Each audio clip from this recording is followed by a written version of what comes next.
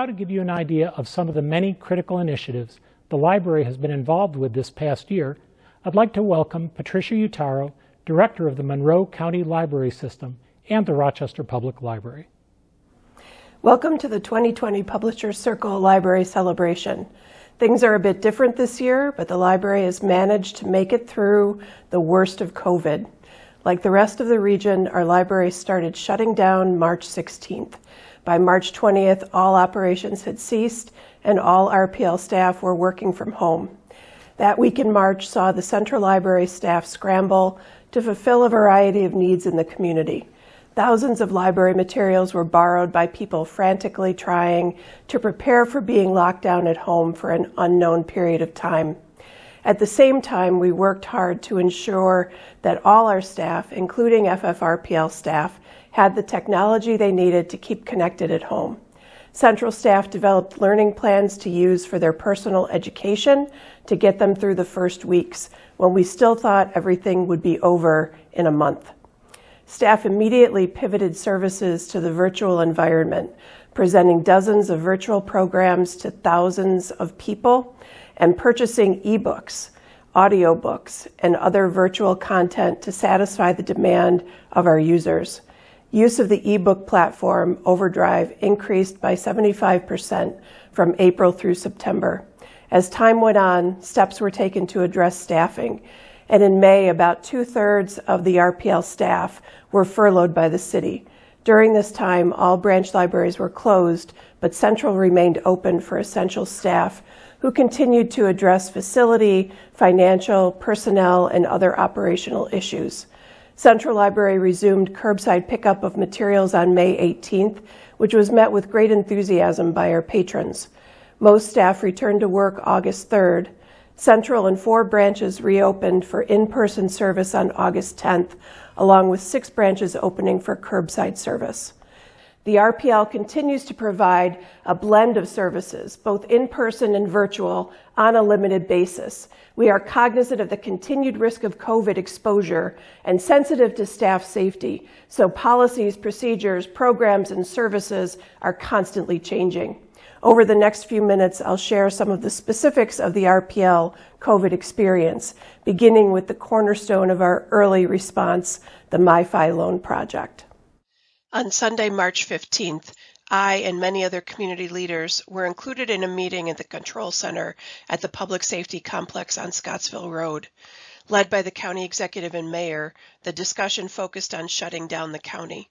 Initially, city libraries were slated to remain open in order to assist people in filing for child care and other assistance. On Monday, March 16th, all RPL branches opened and Central opened with first floor service only. Before noon, the decision was made to close all libraries to the public by 5 p.m.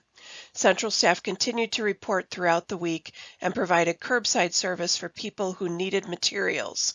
That morning, I instructed Media Supervisor Joe Bourne to purchase up to 500 portable Myfi units to offer for loan. These units provided unlimited internet service and proved to be very popular and necessary for many people. We loaned 440 units to patrons, as well as to library and city staff who needed access in order to work at home. We suspended the normal loan period of 3 weeks in favor of an extended loan to June 29th.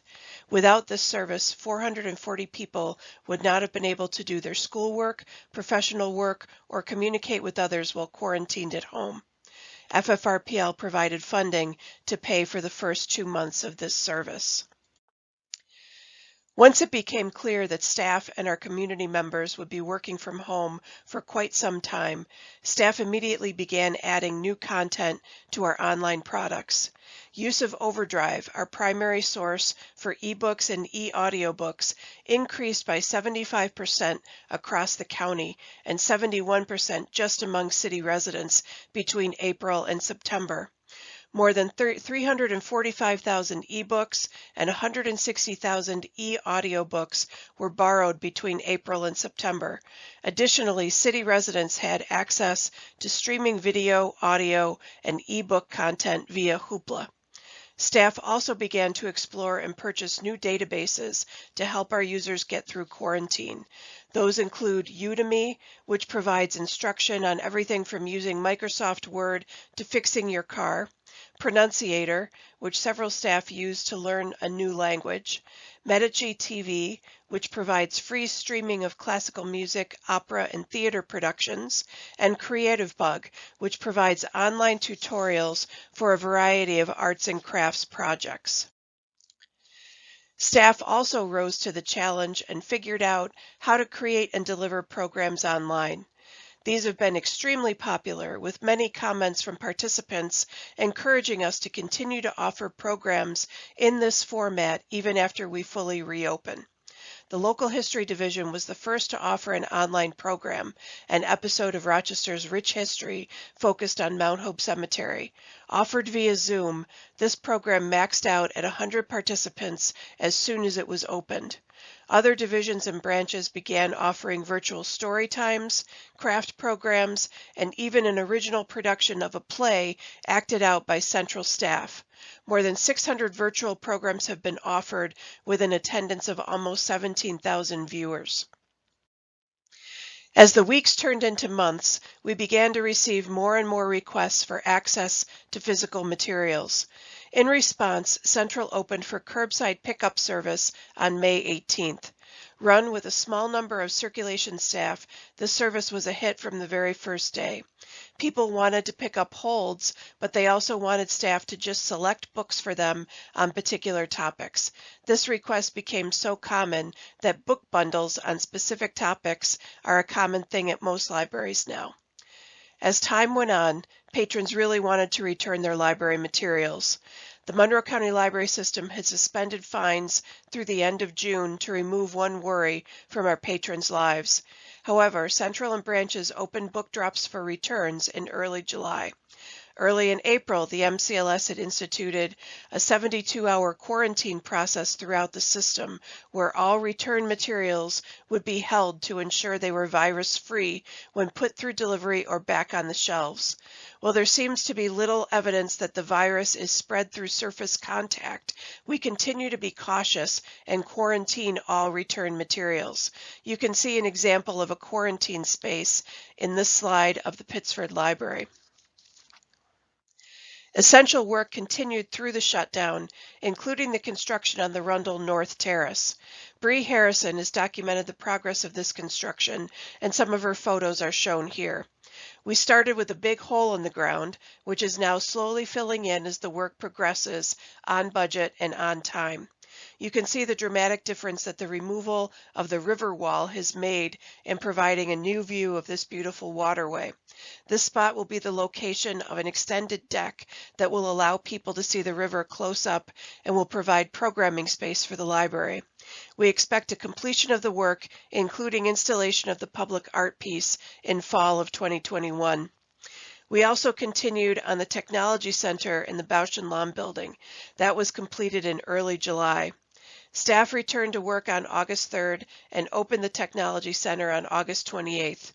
We are currently limiting the number of computers available and the length of time that people can visit. Computers are also available at 4 branches: Arnett, Winton, Lincoln, and Maplewood. Branches in Central reopened for limited services on August 10th. Arnett, Winton, Lincoln, and Maplewood opened for in-person service, and the remaining 6 branches opened for curbside service. Here is staff at Arnett ready to welcome their community members back into the library. Several of our branches used Books by Bike to connect with their patrons over the summer. Arnett had their bike at the Westside Farmers Market every week, and staff from Monroe also took the bike out for rides through the Monroe neighborhood. We evaluate hours and services monthly based on the COVID rates in the county, staff availability, and guidance from the county health department. With 6 branches not open for in-person service yet, we are happy to participate in other creative uses of our space. The Rochester Area Community Foundation, Rock Learning Pods, and Connected Communities are working with us to provide learning pods for RCSD students 5 days a week. These pods are supervised by teachers and teaching assistants for 12 scholars and are open to scholars who need some structure to their online learning. Currently, the pods are offered at Lincoln and Wheatley, with Charlotte and Lisle being added in the near future. As we continue to navigate the weirdness of 2020, the library and its staff are working on being as flexible and sensitive as possible to the needs of our community and our staff. We remain committed to providing the best service possible to our community members.